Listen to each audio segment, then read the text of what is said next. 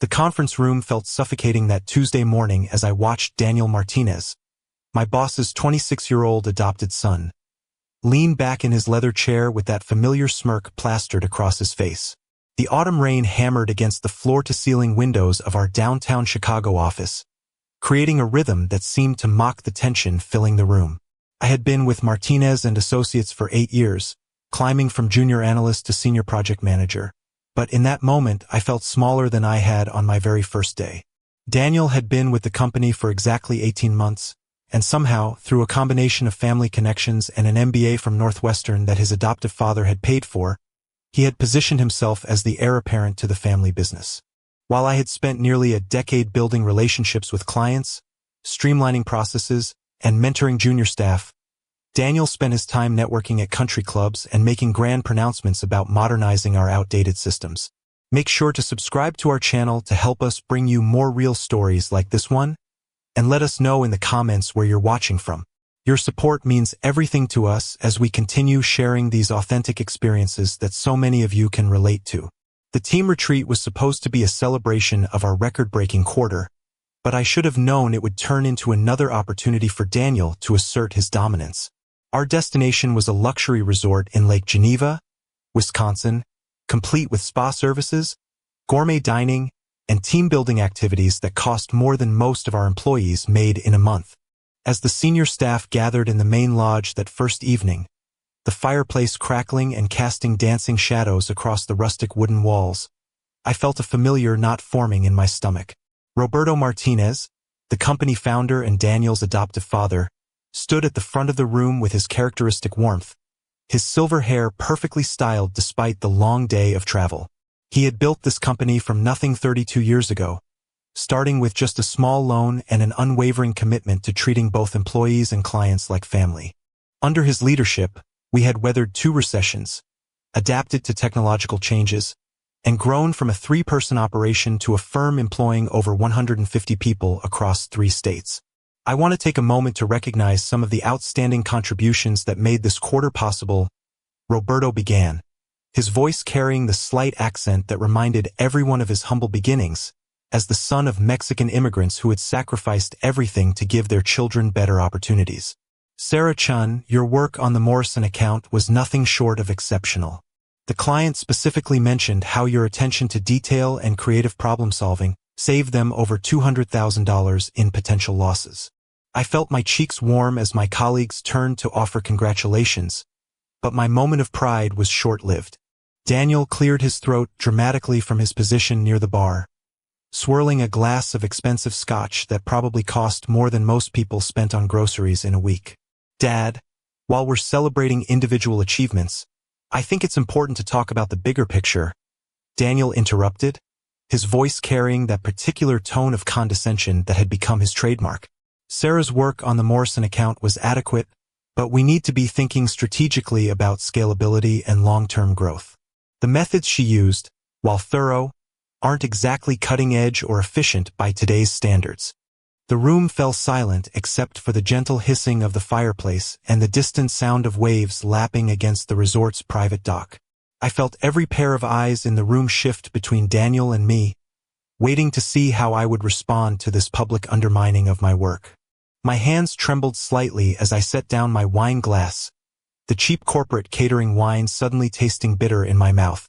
I'd be happy to discuss any specific concerns you have about my methodology, I replied, keeping my voice steady despite the anger building in my chest. The Morrison project required a customized approach because their legacy systems couldn't integrate with the standard solutions we typically implement.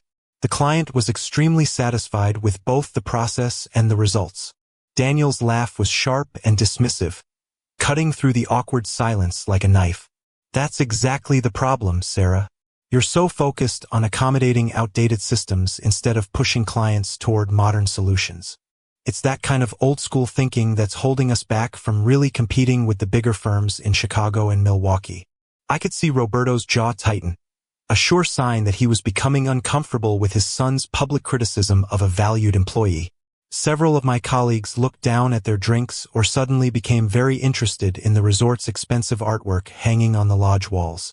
The tension was so thick it was almost visible, like the morning fog that rolled across the lake each dawn. Daniel, perhaps we could continue this conversation privately, Roberto suggested diplomatically, but his son wasn't finished making his point. No, I think this is exactly the kind of conversation we need to have as a team, Daniel continued, his voice growing louder and more confident. We have people here who've been doing things the same way for years, decades even, and they're resistant to change. They talk about loyalty and experience, but what we really need is innovation and forward-thinking leadership. The personal attack was unmistakable, and I felt my face flush with a combination of embarrassment and rage. 8 years of 60-hour weeks, of missing family dinners and weekend plans to ensure deadlines were met, of mentoring younger employees and building relationships that had brought millions of dollars in revenue to the company. And this privileged young man was reducing all of that to stubborn resistance to change. I've been with this company since before you graduated from college, Daniel, I said, my voice harder now, no longer trying to hide my irritation.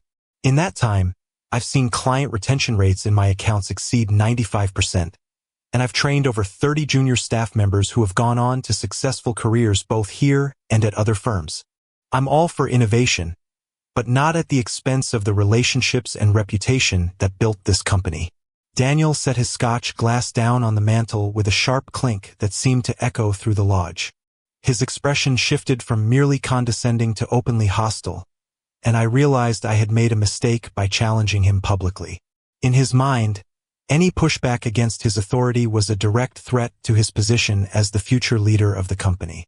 See, this is what I'm talking about, he said, gesturing broadly toward me as if I were an exhibit in a museum. This defensive attitude, this clinging to the past. You mention your retention rates like they're some kind of achievement, but have you looked at the revenue per client compared to industry standards? Have you analyzed the growth potential in your accounts versus what we could be earning with a more aggressive approach? The room had gone completely silent now. Even the casual conversations that had been happening in smaller groups around the lodge had ceased. Everyone was watching this confrontation unfold, and I could see the discomfort on faces throughout the room. Maria Santos, my closest colleague and friend at the company, looked like she wanted to intervene but didn't know how to do it diplomatically. My accounts generate consistent revenue and have shown steady growth year over year, I replied, trying to keep my voice level despite the humiliation of having this conversation in front of the entire senior staff.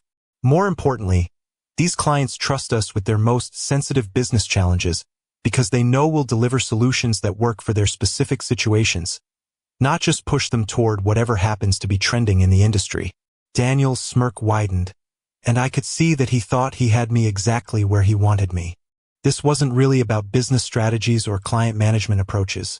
This was about establishing dominance and making it clear to everyone in the room who would be making decisions once Roberto retired.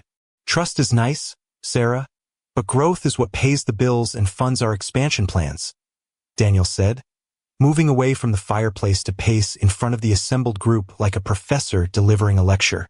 The clients you're so proud of retaining are mostly small to medium-sized businesses with limited growth potential. Meanwhile, I've been developing relationships with enterprise-level prospects who could triple our annual revenue if we had the right systems and leadership in place to serve them. I felt my stomach drop as I realized where this conversation was heading. Daniel wasn't just criticizing my work. He was building a case for why the company needed to move in a different direction, presumably under his leadership. The fact that he was doing it at a company retreat, in front of colleagues who had worked with me for years, made the whole situation feel like a calculated humiliation. I'm curious about these enterprise prospects, said Tom Williams, our head of operations and a 15-year veteran of the company. Could you share some specifics about the opportunities you're referring to? Daniel's confidence flickered for just a moment, and I caught a brief glimpse of uncertainty in his eyes before he recovered his composure. Obviously, I can't discuss confidential client information in a group setting like this, but I can say that the preliminary conversations have been very promising. The key is positioning ourselves as strategic partners rather than just service providers. It was a non-answer dressed up in business jargon, and several people in the room seemed to recognize it as such. Roberto looked particularly troubled, his brow furrowed as he watched his adopted son navigate questions about business development that should have been straightforward to answer if the opportunities were as real and promising as Daniel claimed. What I find concerning, Daniel continued, apparently sensing that he was losing control of the narrative, is this attitude that we should be satisfied with incremental growth and client satisfaction scores when our competitors are scaling rapidly and capturing market share that should be ours. Some people in this room seem more interested in maintaining comfortable relationships than in building a company that can compete at the highest levels. The attack was direct now, and I felt something snap inside me.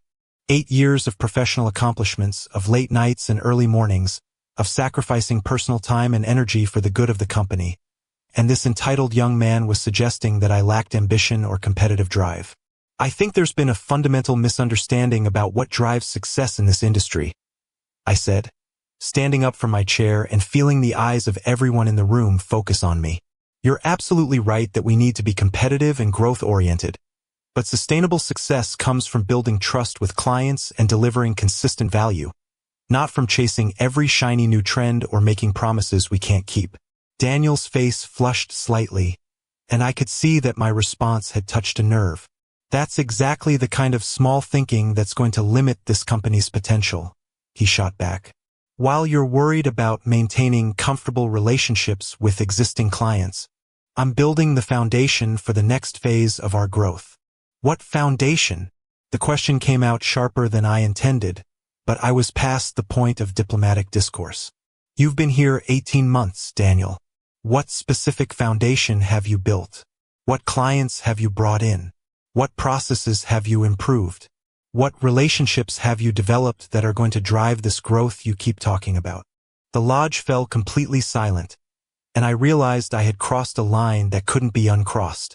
Challenging the boss's son in front of the entire senior staff was not a career move that was likely to end well, regardless of how justified my frustration might be.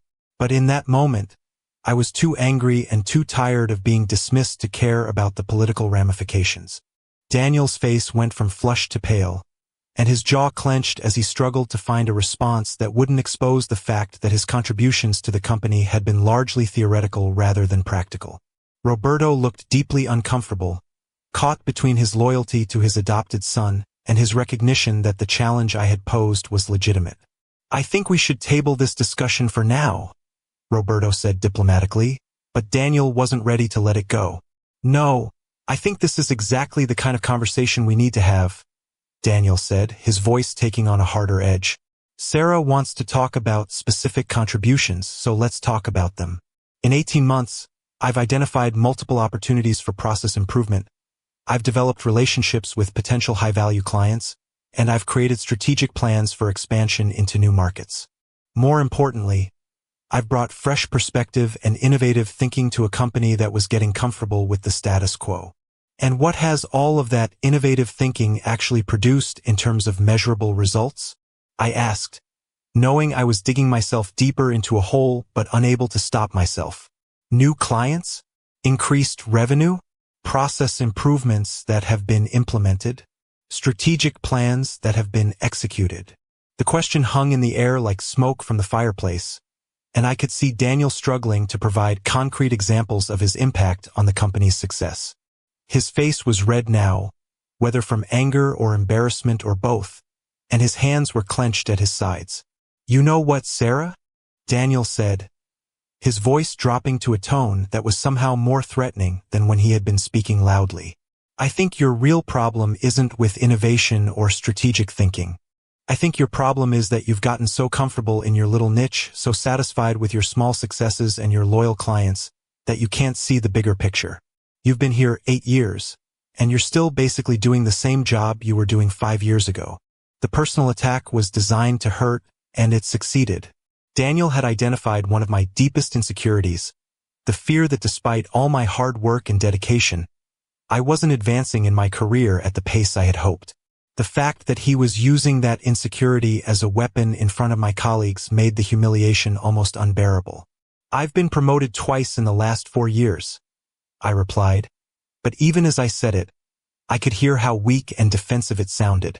To senior project manager, Daniel said with a dismissive wave of his hand. Congratulations, you're a senior version of what you've always been. That's not career growth, Sarah, that's just time served. And that attitude, that satisfaction with incremental progress, is exactly what's going to hold this company back if we let it.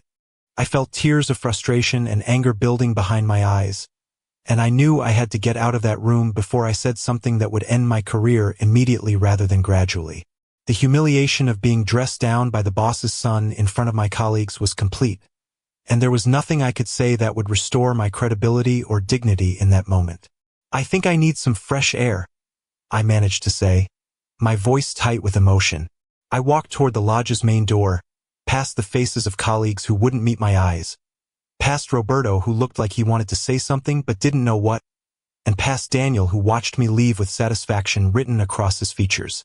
The October air was cold and sharp against my face as I stepped onto the resort's main deck, overlooking the dark waters of Lake Geneva. The autumn wind carried the scent of dying leaves and distant wood smoke, and I could hear the gentle lapping of waves against the dock below. I wrapped my arms around myself and tried to process what had just happened in that lodge. 8 years of my life, of my career, of my professional identity, had just been reduced to comfortable mediocrity by someone who had never had to work for anything in his life. Daniel Martinez had been handed opportunities and advantages that I could never have imagined, and now he was using his position of privilege to undermine people who had actually built the company he stood to inherit. I thought about the early days of my career at Martinez and Associates, when Roberto had taken a chance on hiring me despite my limited experience. I remembered the long nights I had spent learning the industry, the weekends I had devoted to building client relationships, the personal sacrifices I had made to prove that I belonged in a competitive field. All of that history, all of that dedication, had been dismissed as fear of change and lack of ambition. The sliding door behind me opened, and I turned to see Maria Santos stepping onto the deck, her expression a mixture of concern and anger. Maria was one of the few people at the company who had started around the same time I had, and we had supported each other through promotions, setbacks, and the various challenges of working in a male-dominated industry. "That was completely out of line," Maria said without preamble, moving to stand beside me at the railing. "I've never seen anything like that in a professional setting." Roberto looked like he wanted to disappear into the floor. I wiped my eyes with the back of my hand, hoping the cold air would excuse the redness in my face. "Maybe Daniel's right," I said quietly. "Maybe I have gotten too comfortable, too satisfied with small successes. Maybe I am holding the company back." "Are you kidding me?" Maria's voice rose with indignation. "You're one of the most dedicated, skilled, and effective people in that entire building. Your clients love you, your colleagues respect you, and you've trained half the junior staff currently working for us. Daniel Martinez wouldn't last 6 months in this industry without his father's name and connections." Despite my emotional state, I felt a small smile tugging at the corner of my mouth. Maria had always been direct in her assessments, and her loyalty to friends was absolute. But I also knew that loyalty wouldn't protect either of us if Daniel continued his ascent to company leadership. "It doesn't matter whether he's right or wrong," I said, staring out at the dark water. "What matters is that he's Roberto's son, and he's made it clear that he sees me as an obstacle to his vision for the company. I just gave him all the ammunition he needs to push me out." Maria was quiet for a moment, and I could see her processing the political realities of our situation. "What are you going to do?" she asked finally. I had been asking myself the same question from the moment I walked out of that lodge, and I realized that for the first time in years, I genuinely didn't know what my next move should be. The comfortable career path I had been following, the gradual advancement within a company I thought I understood, had suddenly become uncertain and potentially untenable. "I don't know," I admitted. "For the first time since I started working here, I honestly don't know." The rest of the retreat was awkward and tense, with conversations stopping when I entered rooms and colleagues clearly unsure how to interact with me after witnessing my public confrontation with Daniel. Roberto made several attempts to speak with me privately, but each conversation was interrupted by retreat activities or other staff members, and I got the impression that he was struggling with how to address the situation without taking sides between his adopted son and a valued employee.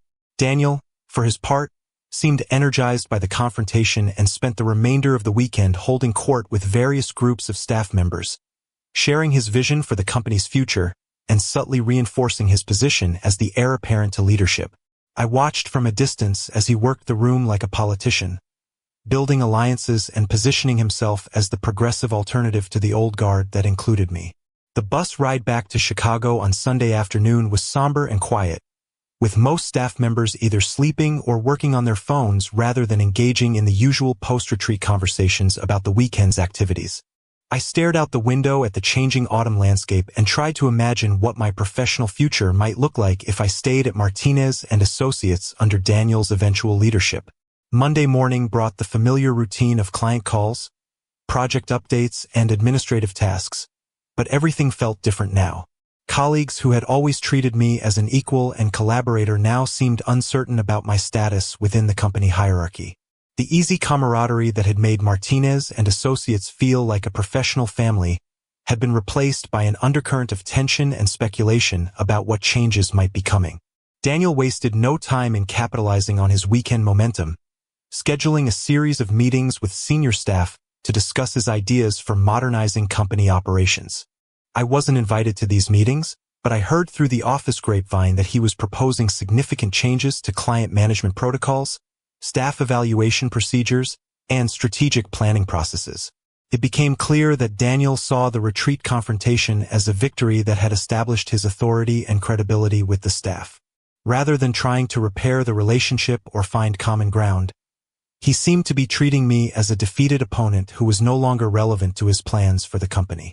The turning point came on a Wednesday afternoon, exactly 2 weeks after the retreat, when I received an unexpected phone call from Jennifer Walsh, the senior partner at Walsh & Associates, one of Chicago's most prestigious consulting firms. Jennifer and I had worked together on a joint project several years earlier, and we had maintained a professional relationship through industry events and occasional networking lunches. "Sarah, I hope you don't mind me calling you at work," Jennifer began, her voice warm but professional. "I heard through the grapevine that you might be interested in exploring new opportunities, and I wanted to reach out because we have a position that I think could be perfect for you." I felt my heart rate increase as I processed what Jennifer was saying. The idea that word of my situation at Martinez and Associates had spread through professional networks was both embarrassing and intriguing. "I'm always interested in hearing about new opportunities," I replied carefully, not wanting to confirm or deny whatever rumors might be circulating. "We're looking for a senior director of client relations, someone who can lead our expansion into the small and medium-sized business market," Jennifer continued. "The position would involve building and managing a new division focused on providing strategic consulting services to exactly the kind of clients you've been working with at Martinez and Associates. The salary range is 35% above your current compensation, plus equity participation and a comprehensive benefits package. 35% above my current salary would represent a significant increase in my annual income, not to mention the equity participation that could provide long-term financial security. More importantly, the position Jennifer was describing sounded like an opportunity to build something new rather than simply maintaining existing client relationships. I'd be very interested in learning more, I said, trying to keep my voice steady despite the excitement building in my chest. When would be convenient for you to discuss the details? How about this Friday afternoon? We could meet at the Union League Club, somewhere neutral and private where we can talk openly about the opportunity and your career goals. After ending the call, I sat in my office staring at the cityscape beyond my window and trying to process this unexpected development. The possibility of leaving Martinez and Associates had been an abstract concept until this moment, something I might consider if the situation with Daniel became completely untenable. But Jennifer's call had made the option suddenly concrete and attractive. For the remainder of that week, I found myself mentally comparing my current situation with the opportunity Jennifer had described. At Martinez and Associates, I was a senior employee with significant experience and expertise, but my advancement opportunities were limited by family dynamics and office politics that I couldn't control. At Walsh & Associates, I would be starting over in some ways, but I would also have the chance to build something new and demonstrate my capabilities without the baggage of existing relationships and assumptions. The meeting with Jennifer exceeded my expectations in every way. Walsh & Associates occupied 2 floors of one of Chicago's most prestigious office buildings, with modern facilities, cutting-edge technology, and an atmosphere of energy and ambition that was palpable from the moment I entered the reception area. Jennifer herself was impressive, a woman in her early 50s who had built her firm into one of the most respected consulting practices in the Midwest through a combination of strategic vision and operational excellence. The small and medium-sized business market represents a huge opportunity for growth, Jennifer explained as we sat in her corner office overlooking Michigan Avenue. The large firms focus on enterprise clients, and the small firms can't provide comprehensive services. We want to capture that middle market by offering enterprise-level expertise with the personal attention and customized solutions that smaller businesses need. It was exactly the kind of strategic thinking that I had always believed in, the approach that had made my client relationships so successful at Martinez & Associates. The difference was that Jennifer was offering me the opportunity to implement that approach on a larger scale, with the resources and support necessary to build something significant. What kind of timeline are you looking at for this position? I asked, trying to understand the practical aspects of making such a major career change. We'd like to have someone in place by the beginning of the new year, Jennifer replied. That would give us time for proper transition planning and allow the new director to be involved in developing the division's strategic plan for the following year.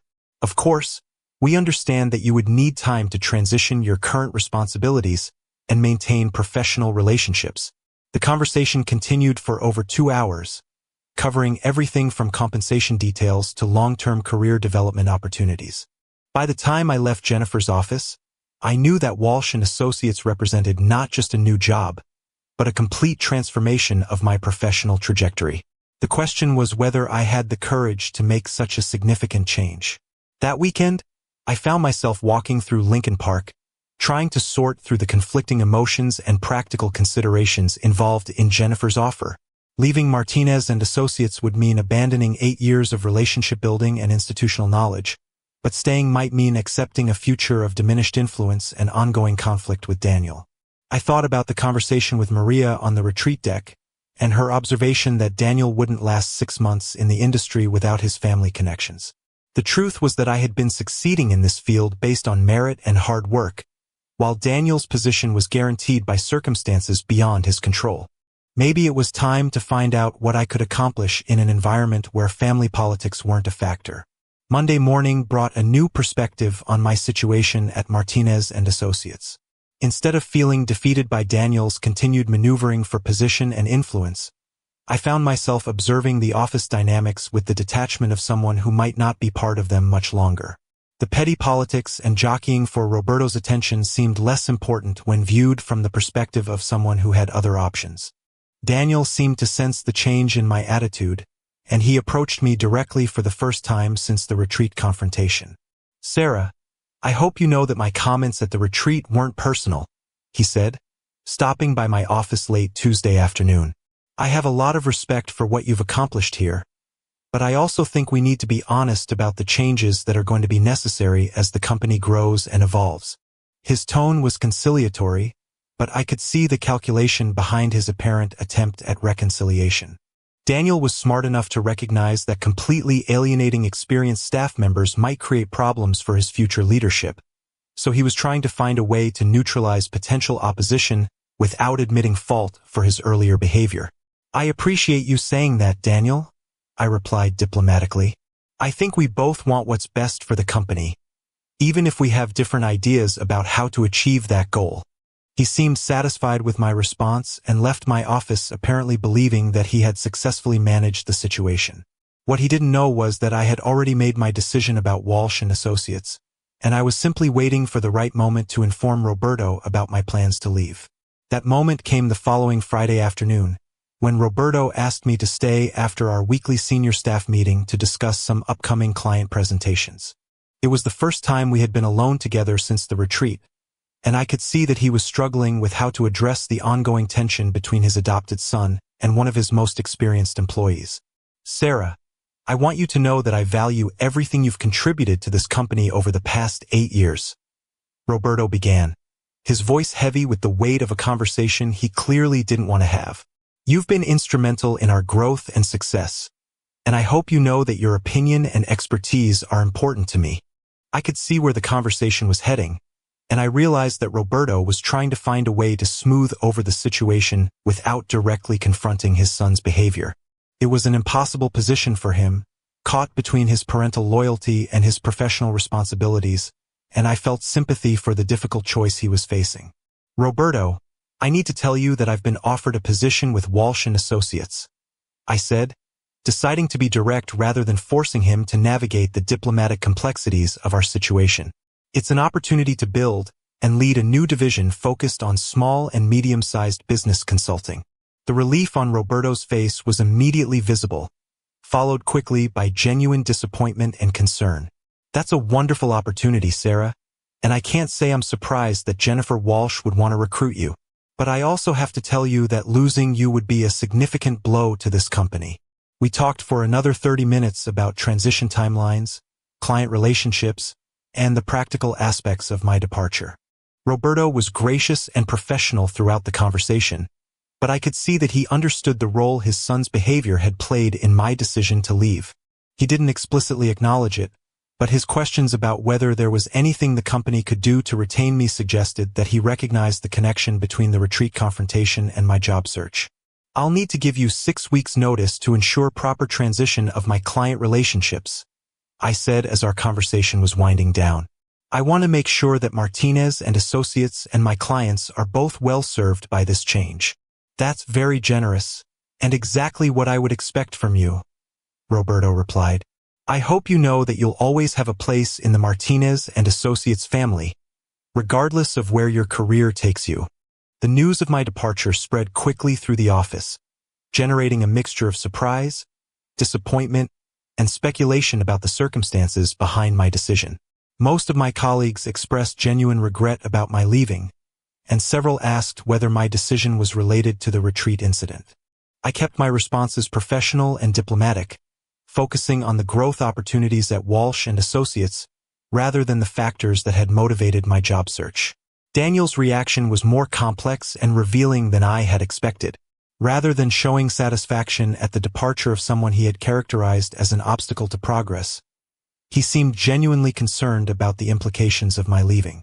During our final week working together, he made several attempts to engage me in conversations about company strategy and client management, as if he was suddenly recognizing the value of the institutional knowledge and experience he had been so quick to dismiss.